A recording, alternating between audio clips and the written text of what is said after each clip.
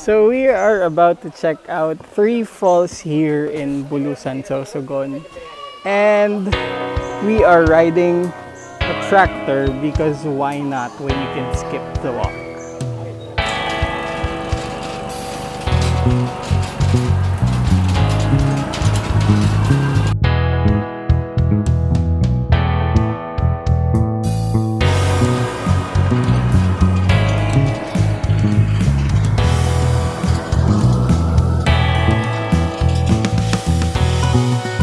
So this is what we are here. Alright.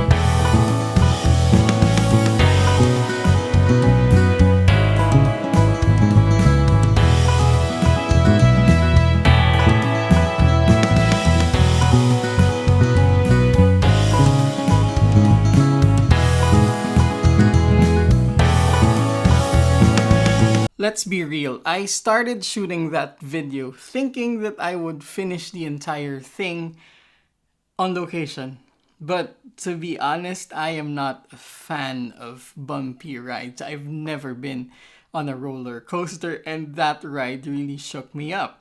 And the other reason is that the falls were so loud and there was basically mist everywhere. So I couldn't just set up another camera, and even if I did, you wouldn't hear me because of the sound of the waterfalls. In any case, in this video, let's talk about some really helpful tools in shooting waterfalls to give you better and cleaner images. Now, if you haven't tried shooting waterfalls, I suggest you go out and try it. It's actually a whole nother process because you're dealing with other environmental factors. It's not just about shooting the light anymore. You deal with a lot of environmental challenges, and amidst all of that, you look for nice patterns and flows that will give you a really immersive landscape photograph. Now here's the rundown of that situation. Basically, if you are shooting a pretty tall waterfalls with a good basin of water at the bottom, you're gonna have to deal with a lot of moisture. You're gonna deal not just with droplets of water, but basically a mist or a spray. So there are some important things that you really have to have when you are shooting, especially if you want to make it a more artistic photo. Now, I did not mean this video to be a feature of a certain set of products. However, I did really just find all of these helpful, and it just so happens that it comes from one system. Now, if you haven't seen the video about the RevoRing Swift by HNY, then you will see some of the components of that filter system. But in any case, if you want to check that out, you can click this link. Now, as I said, the main thing you have to deal with is all of the moisture. Now, obviously, the main thing you want to do when you are shooting waterfalls is get nice textures out of the flowing water. Now, it totally depends on the weather condition and the amount of trees that are surrounding the waterfalls, because mainly it's like that. It's being surrounded by a lot of trees and a lot of shade. Sometimes you're not even gonna need an ND filter.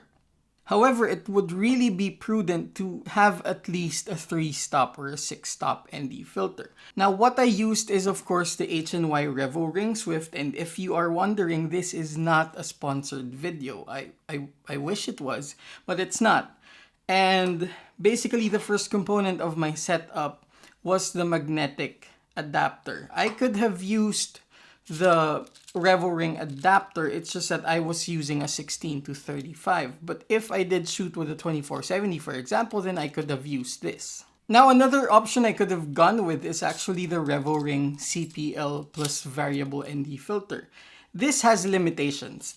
You can only use this on an ultra-wide angle lens up to 6 stops. But luckily, when you are shooting waterfalls, most of the time 6 stops is more than enough. In fact, I often shoot it with a 3-stop ND filter. So this is actually another viable option. But the exact setup that I used during that time was the magnetic adapter ring and the drop-in filter rack that will, of course, take in my circular drop-in ND filter.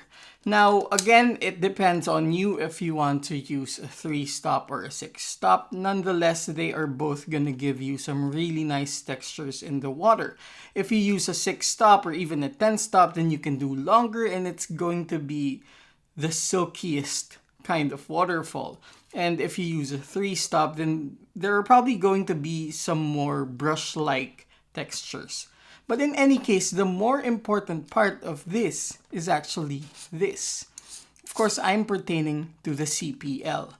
And no matter who you hear it from or no matter what article you read, whenever you're shooting waterfalls, it's really important to have a circular polarizer. If you're not familiar, a circular polarizer basically redirects light. And when it does a couple of things.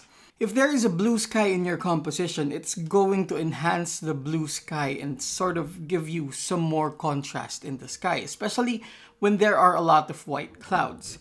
But in this situation, the more important purpose of the CPL is actually to deal with reflections and glare.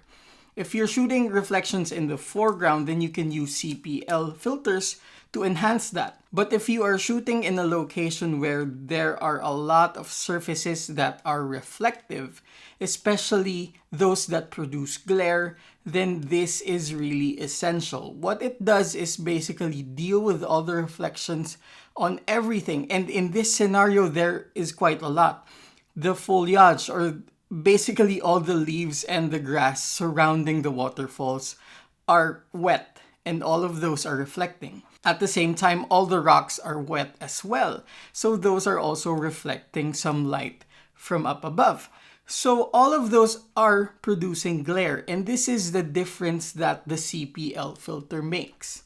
What it does is when you rotate it to the right direction, it will take away all the glare and somehow take away the distraction that the glare is causing. What glare basically does in this situation is produce too much reflection that it's gonna come up with a really rough texture because they're all so far away and small. And instead of them being smooth because they're not even moving, what it produces is a really rough texture that takes away the focus from the waterfalls. And since they are reflecting, they are sometimes even brighter than the waterfalls, and that's gonna cause a lot of problems in terms of distraction. So what you do is you rotate your CPL until you see that the glare is taken out. Now, as far as this setup goes, that is half of the essential tools that you can be using. But first, let's go to an accessory that I just had a bit of a hunch that could help me in dealing with the situation. Another component of the RevoRing Swift system is this magnetic filter hood or magnetic lens hood, and basically it goes onto the drop-in filter rack. It can also go onto the bridge ring that is also an option that you can use if you are using the RevoRing VND CPL. Now, if you are using an ultra-wide angle lens, there's a huge possibility that there will be a vignette or the edges of this will be seen whenever you are shooting with it entirely collapsed. But if you retract it a bit, then you might have more success. In any case, what this is going to do is somehow reduce all that mist that is getting into the front layer of your setup. Now, if you are still composing or maybe you're changing some settings, having it like this can actually help reduce the amount of mist or the amount of moisture that gets there. But ultimately, of course, you're gonna have to retract it, or if it is really seen, then you have to take it out. But it can serve as a way to somehow shield the front element or the front layer from moisture momentarily. Of course, when you shoot, then you're gonna have to really expose that front layer, but you want to reduce the moisture at least when you start your exposure. Now, the last component, which I believe is the most important, is this very simple filter cloth. Now, you can of course use any kind of filter cloth. You don't have to get the one from H&Y specifically or whatever, but you have to make sure that the texture of the cloth will not damage your filters. Now, of course, this is going to be helpful in wiping down the filter in between exposures. And I do mean that you have to wipe it down after every single exposure, especially when the mist is really that strong. Now, if you are again waiting for something or you're setting up your camera, then you can of course cover the entire setup with a cloth just to lessen the amount of moisture there. But when you are shooting, say you have the bare filter right there, then of course every single time you're gonna have to wipe it. And in this photo you can see how much water there is on that surface, even if you're not actually getting hit by huge splashes of water. It's all coming from the mist. Now it helps that the glass of this filter is actually hydrophobic, which means that even if it does get wet, it doesn't get smudged. It doesn't absorb any part of the water, and it actually becomes very easy in taking out the water when you wipe it down with a really absorbent cloth. Now, if you were to ask me, the most essential out of everything I said is, again, this filter cloth. And second is, of course, the CPL within this ND filter. Your goal when shooting waterfalls is number one, to get those nice textures with a slow shutter speed or a long exposure. You want to get rid of all the glare. And of course, you want to take away all the moisture in front to make sure that your images are clean and sharp. And lastly, of course, you want to keep your gear safe. So it is really important that your camera has a certain level of weather resistance. And if not, then you might have to use a rain cover. But thankfully, the setup that I used did not need any rain cover because I totally forgot to bring the rain cover.